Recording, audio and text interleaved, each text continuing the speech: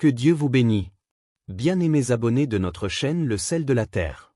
Et si je vous disais que les 5 premières minutes de votre matinée détiennent plus de pouvoir que les 16 heures suivantes de votre journée réunie? Et si je vous révélais qu'il existe 12 déclarations simples, 12 affirmations puissantes qui peuvent littéralement reprogrammer votre cerveau, transformer votre énergie et changer toute votre existence? Et si je vous partagerais que les personnes les plus accomplies de cette planète, celles qui semblent avoir décrypté le code de la vie, partagent tout ce rituel commun qui prend moins de temps que de préparer votre café du matin? Vous voyez, en ce moment même, tandis que vous écoutez ma voix, votre cerveau est dans un état de réceptivité incroyable. Les chemins neuronaux qui détermineront comment vous allez vous comporter aujourd'hui, comment vous interagirez avec les défis, comment vous percevrez les opportunités et comment vous répondrez aux revers en train de se former à cet instant précis. Et voici ce que la majorité des gens ne comprennent pas. Vos pensées matinales n'influencent pas seulement votre journée, elles créent littéralement votre réalité. Je veux que vous imaginiez votre esprit comme l'ordinateur le plus sophistiqué jamais créé. Mais voici la particularité des ordinateurs. Ils ne traitent que les informations qu'on leur donne. Chaque matin, vous avez l'opportunité de programmer votre ordinateur mental, soit avec un logiciel valorisant, soit avec un malware limitant. La plupart des gens se réveillent et installent immédiatement le malware. Ils consultent leur téléphone, parcourent les réseaux sociaux, écoutent les nouvelles. Ils laissent les circonstances externes dicter leur état interne. Mais pas vous, plus maintenant. Parce qu'aujourd'hui, je vais partager avec vous les 12 déclarations de programmation les plus puissantes que vous pouvez installer dans votre ordinateur mental chaque matin. Ce ne sont pas de simples affirmations positives qui vous font du bien 5 minutes avant de s'estomper. Ce sont des déclarations scientifiquement étayées qui créent des changements mesurables dans votre chimie cérébrale, votre production hormonale et votre architecture neuronale. 1. Je suis le créateur de mon expérience. Maintenant, je sais ce que vous pensez. Vous pensez à toutes ces choses qui échappent à votre contrôle, toutes ces circonstances que vous n'avez pas choisies, tous ces défis que vous n'avez pas sollicités. Mais écoutez attentivement, car cette déclaration ne nie pas la réalité. Elle revendique votre pouvoir au sein de la réalité. Quand vous déclarez « Je suis le créateur de mon expérience », vous ne dites pas que vous contrôlez tout ce qui vous arrive, vous dites que vous contrôlez tout ce qui se passe en vous. Vous reconnaissez que même si vous ne pouvez pas toujours choisir vos circonstances, vous pouvez toujours choisir votre réponse à ces circonstances. Et c'est votre réponse, non vos circonstances, qui crée votre expérience de la vie. Imaginez 2 personnes vivant exactement le même événement. Disons qu'elles sont toutes les 2 prises dans les embouteillages. Une personne laisse sa journée entière être gâchée. Elle arrive au travail stressée, s'en prend à ses collègues, transporte cette énergie négative dans chaque interaction. L'autre personne profite de ce temps pour écouter un livre audio, pratiquer la gratitude, appeler quelqu'un qu'elle aime. Même circonstance, expérience complètement différente. La différence ne réside pas dans ce qui leur est arrivé, mais dans ce qu'elles ont choisi de faire avec ce qui leur est arrivé. Quand vous commencez votre journée en déclarant « Je suis le créateur de mon expérience », vous activez ce que les neuroscientifiques appellent le cortex préfrontal, la partie de votre cerveau responsable des fonctions exécutives, de la prise de décision et de la régulation émotionnelle. Vous dites littéralement à votre cerveau de passer du mode réactif au mode créatif. Au lieu d'être une victime de vos circonstances, vous devenez l'architecte de vos réponses. 2. Je choisis de voir une opportunité dans chaque défi. Maintenant, il ne s'agit pas de prétendre que les défis n'existent pas ou que tout arrive pour une raison. Il s'agit d'entraîner votre cerveau à devenir un missile à la recherche d'opportunités plutôt qu'un radar à la recherche de problèmes. Votre cerveau possède un mécanisme appelé la formation réticulée ou FR. Considérez-la comme le système de filtrage de votre cerveau. Elle détermine quelles informations parviennent à votre conscience et lesquelles sont filtrées. Si vous avez déjà acheté une voiture et que vous avez soudainement commencé à voir cette même voiture partout, c'est votre FR. La voiture était toujours là, mais maintenant votre cerveau est programmé pour la remarquer. Quand vous déclarez « Je choisis de voir une opportunité dans chaque défi », vous programmez votre FR pour scanner les possibilités au lieu des problèmes. Vous entraînez votre cerveau à poser des questions différentes au lieu de « Pourquoi est-ce que cela m'arrive ?» Et vous commencez à demander « Qu'est-ce que je peux apprendre de cela ? Comment puis-je grandir grâce à cela ? Quelle opportunité s'est cachée dans ce défi ? Je me souviens d'un entrepreneur avec qui j'ai travaillé, qui avait tout perdu dans un échec commercial. Pendant des mois, il a été consumé par la colère, le ressentiment et l'apitoiement. Mais ensuite, il a commencé à utiliser cette déclaration matinale. Dans quelques semaines, il a commencé à voir cet échec comme la plus grande éducation qu'il pouvait recevoir. Il a réalisé que cette expérience lui avait donné des perspectives, une résilience et une sagesse qu'aucune école de commerce n'aurait pu enseigner. Ce changement de perspective l'a conduit à créer un cabinet de conseil aidant d'autres entrepreneurs à éviter les erreurs qu'il avait commises. Aujourd'hui, il connaît un succès bien plus grand qu'avant son échec. 3. Je suis reconnaissant pour mon corps et je le traite avec respect. Vous pourriez penser qu'il s'agit simplement de santé physique, mais cela va bien plus profondément. Votre relation avec votre corps est le fondement de votre relation avec vous-même. Et votre relation avec vous-même détermine toutes les autres relations de votre vie. Quand vous vous réveillez et exprimez de la gratitude pour votre corps, vous reconnaissez le miracle que vous êtes en ce moment même, tandis que vous écoutez ces mots, votre cœur bat environ 70 fois par minute sans que vous ayez à y penser. Vos poumons traitent l'oxygène. Votre cerveau active des millions de connexions neuronales. Votre système immunitaire vous défend contre d'innombrables menaces. Vous êtes un miracle d'ingénierie biologique qui marche et qui parle. Mais la plupart des gens se réveillent et commencent immédiatement à critiquer leur corps. Ils se regardent dans un miroir et se concentrent sur ce qu'ils n'aiment pas. Ils se disent qu'ils sont trop gros, trop minces, trop vieux, trop fatigués. Ils commencent leur journée en attaquant le vaisseau même qui les porte à travers la vie. Et ensuite, ils se demandent pourquoi ils se sentent déconnectés, pourquoi ils manquent de confiance, pourquoi ils luttent avec leur estime personnelle. Quand vous opérez ce changement vers la gratitude et déclarez votre engagement à traiter votre corps avec respect, tout change. Vous commencez à faire des choix différents. Au lieu de vous tourner vers des aliments transformés, vous choisissez la nourriture saine. Au lieu de rester sédentaire, vous choisissez le mouvement. Au lieu de négliger le sommeil, vous priorisez la récupération. Ce ne sont pas des actes de vanité, ce sont des actes de respect de soi. Et voici ce qui est fascinant. Quand vous traitez votre corps avec respect, vous commencez à traiter tout le reste dans votre vie avec respect. Vous respectez votre temps, vous respectez vos relations, vous respectez vos objectifs. Tout commence par cette déclaration matinale de gratitude et d'engagement envers votre temple physique. 4. Je libère ce que je ne peux pas contrôler et je concentre mon énergie sur ce que je peux influencer. C'est peut-être une des déclarations les plus libératrices que vous puissiez faire car elle libère des quantités énormes d'énergie mentale et émotionnelle que la plupart des gens gaspillent sur des choses totalement hors de leur contrôle. Réfléchissez à toute l'énergie que vous avez gaspillée à vous inquiéter de l'opinion des autres. Des conditions économiques, des situations politiques, de la météo, des embouteillages, des choses passées que vous ne pouvez pas changer, des futurs qui pourraient ne jamais arriver. Toute cette énergie, toute cette bande passante mentale est drainée des choses sur lesquelles vous pouvez réellement agir.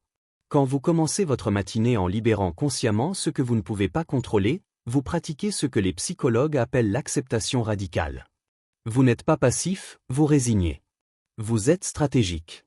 Vous choisissez d'investir vos ressources limitées là où elles peuvent vraiment faire une différence. Je veux que vous pensiez à votre énergie comme à une monnaie précieuse. Vous n'en avez qu'une certaine quantité à dépenser chaque jour. Vous pouvez soit la disperser sur une centaine de préoccupations dont la plupart échappent à votre contrôle, soit la concentrer sur les quelques éléments sur lesquels vous pouvez réellement créer un changement. Le choix vous appartient. Et faire ce choix consciemment chaque matin est ce qui distingue les personnes qui réussissent de celles qui se sentent constamment dépassées et impuissantes. 5. Je mérite le succès, l'amour et le bonheur simplement parce que j'existe. Cela pourrait être la déclaration la plus difficile à accepter pour certains d'entre vous. Car nous vivons dans une culture qui nous conditionne à croire que notre valeur se mérite, qu'elle est basée sur nos réalisations, notre productivité, notre performance. Mais voici la vérité qui vous libérera. Votre valeur est inhérente. Vous n'avez pas eu à mériter le droit d'exister. Vous n'avez pas à prouver votre valeur. Vous n'avez pas à atteindre un certain niveau de succès pour mériter l'amour et le bonheur. Ces choses ne sont pas des récompenses pour un bon comportement. Elles sont votre droit de naissance en tant qu'être humain.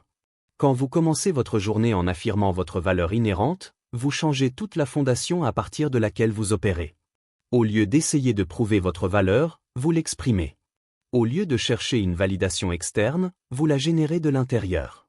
Au lieu d'opérer à partir d'un état d'esprit de rareté et de pas assez, vous opérez à partir de l'abondance et de l'intégrité inhérente. Ce changement dans l'image de soi crée un effet d'entraînement dans tous les domaines de votre vie. Vous commencez à fixer de meilleures limites parce que vous savez que vous méritez le respect. Vous poursuivez des objectifs plus grands parce que vous savez que vous valez l'effort. Vous attirez des relations plus saines parce que vous n'essayez plus de vous compléter à travers les autres. 6. Je choisis d'apprendre et de grandir à partir de chaque expérience. Cette déclaration vous transforme d'un état d'esprit fixe à un état d'esprit de croissance. Et cette transformation est la différence entre une vie de limitation et une vie de possibilités infinies. Quand vous opérez avec un état d'esprit fixe, vous croyez que vos capacités, votre intelligence et vos talents sont des traits statiques. Les défis deviennent des menaces pour votre identité. Les échecs deviennent des preuves de votre inadéquation. Les retours deviennent des attaques personnelles. Vous dépensez votre énergie à essayer de vous prouver. Mais quand vous déclarez « Je choisis d'apprendre et de grandir à partir de chaque expérience », vous passez à un état d'esprit de croissance. Les défis deviennent des opportunités de développer de nouvelles compétences. Les échecs deviennent des données précieuses pour le succès futur. Les retours deviennent des cadeaux qui vous aident à évoluer. Vous arrêtez d'essayer de vous prouver. Ce changement d'état d'esprit modifie littéralement la structure de votre cerveau. Quand vous embrassez l'apprentissage et la croissance, votre cerveau produit de nouvelles connexions neuronales. Il devient plus plastique, plus adaptable, plus résilient. Vous développez ce que les chercheurs appellent la ténacité, la capacité de persévérer à travers les difficultés parce que vous comprenez que la lutte n'est pas une preuve d'inadéquation mais le chemin vers la maîtrise. J'ai vu des personnes transformer complètement leur vie simplement en changeant leur relation avec l'échec et le défi. Au lieu d'éviter les situations difficiles, elles ont commencé à les rechercher parce qu'elles comprenaient que la croissance n'arrive qu'en dehors de votre zone de confort. Au lieu d'être vaincues par les revers, elles sont devenues curieuses de ce que ces revers pouvaient leur apprendre. 7. Je fais confiance à mon intuition et je prends des décisions alignées avec mon moi authentique. Dans un monde qui essaie constamment de vous dire qui vous devriez être, ce que vous devriez vouloir et comment vous devriez vivre, cette déclaration est un acte de rébellion. C'est une déclaration d'indépendance vis-à-vis de la programmation externe et un engagement envers la sagesse intérieure. Votre intuition n'est pas une force mystique. C'est la capacité de votre cerveau à traiter de vastes quantités d'informations en dessous du seuil de la conscience. C'est l'accumulation de toutes vos expériences, de tous vos apprentissages, de toutes vos reconnaissances de modèles synthétisés en une intuition sur ce qui est bon pour vous. Mais la plupart des gens ont été conditionnés à se méfier de leur intuition. On leur a appris à ne compter que sur l'analyse logique, à chercher l'approbation des autres, à suivre les chemins conventionnels, même lorsque ces chemins ne s'alignent pas avec leur savoir intérieur. Ils ont appris à prioriser ce que les autres pensent qu'ils devraient faire plutôt que ce qu'ils se sentent appelés à faire. Quand vous commencez votre matinée en déclarant votre confiance en votre intuition et votre engagement, à une prise de décision authentique, vous réclamez votre pouvoir. Vous dites que vous vous faites confiance pour naviguer dans votre vie. Vous reconnaissez que personne ne sait mieux que vous ce qui est bon pour vous. Cela ne signifie pas que vous ignorez la logique ou rejetez les bons conseils. Cela signifie que vous intégrez l'information externe avec la sagesse intérieure. Cela signifie que vous prenez des décisions qui honorent à la fois votre esprit analytique et votre intuition. Cela signifie que vous arrêtez de vivre la vie de quelqu'un d'autre et que vous commencez à vivre la vôtre. 8. J'attire et je crée des relations positives en étant mon moi authentique. Les relations sont le fondement du bonheur et du succès humain. Pourtant, la plupart des gens les abordent à partir d'un lieu de rareté et de peur. Ils essaient d'être qui ils pensent que les autres veulent qu'ils soignent. Ils cachent leur vrai soi par peur du rejet. Ils se contentent de connexions qui les épuisent plutôt que les élèvent. Mais quand vous déclarez votre engagement à attirer et à créer des relations positives grâce à l'authenticité, vous changez toute la donne. Vous n'essayez plus de manipuler les résultats par la performance. Vous n'essayez pas de mériter l'amour en étant parfait. Vous vous contentez d'apparaître tel que vous êtes vraiment et vous faites confiance au fait que les bonnes personnes seront attirées par votre énergie authentique. Cette approche peut sembler risquée parce que cela signifie que vous pourriez faire face au rejet de personnes qui ne sont pas alignées avec votre vrai moi. Mais voici ce qui est beau à ce sujet. Chaque rejet de quelqu'un qui n'apprécie pas votre authenticité est en réalité une protection contre une relation qui aurait drainé votre énergie et compromis votre intégrité. Quand vous opérez à partir de l'authenticité, vous repoussez naturellement les personnes qui essaient de vous changer, de vous manipuler ou de vous diminuer. Et vous attirez naturellement les personnes qui vous célèbrent, vous soutiennent et encouragent votre croissance. La qualité de vos relations s'améliore considérablement parce qu'elles sont construites sur un fondement de vérité plutôt que de prétention. 9. J'élargis constamment ma zone de confort et j'embrasse de nouvelles possibilités. Votre zone de confort n'est pas un lieu de sécurité. C'est un lieu de stagnation. Tout ce que vous voulez dans la vie, chaque rêve que vous avez, chaque objectif qui vous excite existe en dehors de votre zone de confort actuelle. Et la seule façon d'accéder à ces choses est d'être prêt à se sentir mal à l'aise. La plupart des gens traitent l'inconfort comme un signal de retraite, de jouer la sécurité et de s'en tenir à ceux qu'ils connaissent. Mais les personnes qui réussissent comprennent que l'inconfort n'est pas un danger, c'est simplement de la nouveauté. Elles ont appris à recadrer l'inconfort comme de l'excitation, comme une preuve qu'elles grandissent, comme un signe qu'elles progressent vers leurs objectifs. Quand vous commencez votre journée en déclarant votre engagement à élargir votre zone de confort, vous programmez votre cerveau à rechercher des opportunités de croissance au lieu de les éviter. Vous vous entraînez à associer l'inconfort au progrès plutôt qu'à la menace. Vous développez ce que j'appelle le courage en zone de confort, la volonté d'agir malgré l'incertitude. Cette déclaration matinale change la façon dont vous répondez aux opportunités tout au long de votre journée. Au lieu de refuser automatiquement les invitations qui semblent effrayantes, vous commencez à demander « Qu'est-ce que je pourrais apprendre de cela ?» Au lieu d'éviter les défis qui semblent difficiles, vous commencez à vous demander comment cela pourrait-il m'aider à grandir? Au lieu de rester dans des schémas familiers, vous commencez à chercher de nouvelles expériences qui vous étirent. 10. Je suis responsable de mon énergie et je choisis de rayonner de positivité. L'énergie est contagieuse. L'énergie que vous apportez dans chaque pièce, chaque conversation, chaque interaction n'affecte pas seulement vous, elle affecte tous ceux qui vous entourent. Vous avez le pouvoir soit d'élever les personnes dans votre vie, soit de les drainer. Et ce choix commence par la façon dont vous gérez votre propre état énergétique. Quand vous assumez la responsabilité de votre énergie, vous cessez d'être une victime de vos humeurs et de vos circonstances. Vous arrêtez de laisser les événements externes dicter votre état interne. Vous devenez le thermostat au lieu du thermomètre réglant la température de votre expérience plutôt que de simplement la refléter. Cela ne signifie pas que vous devez être artificiellement positif ou prétendre que les défis n'existent pas. Cela signifie que vous choisissez de vous concentrer sur les solutions plutôt que sur les problèmes, sur les possibilités plutôt que sur les limitations, sur ce que vous pouvez créer plutôt que sur ce que vous ne pouvez pas contrôler. Cela signifie que vous devenez une source de lumière divine dans un monde qui peut parfois sembler très sombre. Les gens sont attirés par l'énergie positive comme les fleurs sont attirées par la lumière du soleil. Quand vous faites le choix conscient de rayonner de positivité, vous devenez magnétique. Vous attirez des opportunités, des relations et des expériences qui correspondent à votre fréquence énergétique. Vous devenez une personne avec qui les autres veulent être travaillés et qu'ils veulent soutenir. 11. Je célèbre mes progrès et j'honore mon parcours. Nous vivons dans une culture obsédée par les destinations, par les résultats finaux, par les comparaisons avant et après. Mais la vie n'est pas une destination, c'est un parcours. Et si vous ne pouvez pas trouver de joie et de sens dans le parcours, vous ne trouverez jamais d'épanouissement durable dans aucune destination. La plupart des gens reportent leur bonheur jusqu'à ce qu'ils atteignent leurs objectifs.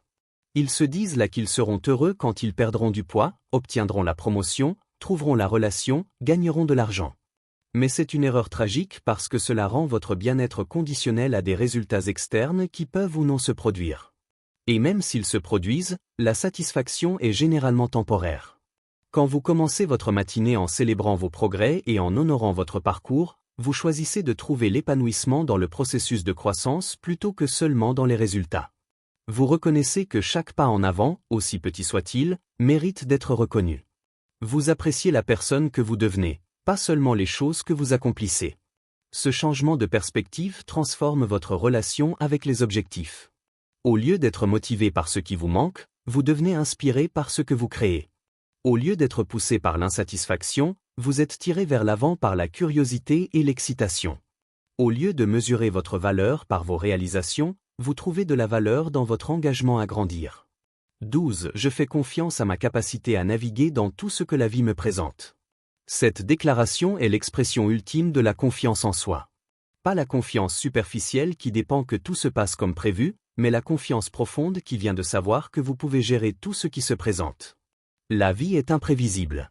Des défis surviendront que vous n'aviez pas anticipés.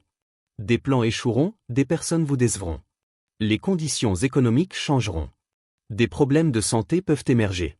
La technologie bouleversera les industries. La seule constante dans la vie est le changement. Et la seule certitude est l'incertitude. Abonnez-vous à notre chaîne YouTube, Le sel de la Terre.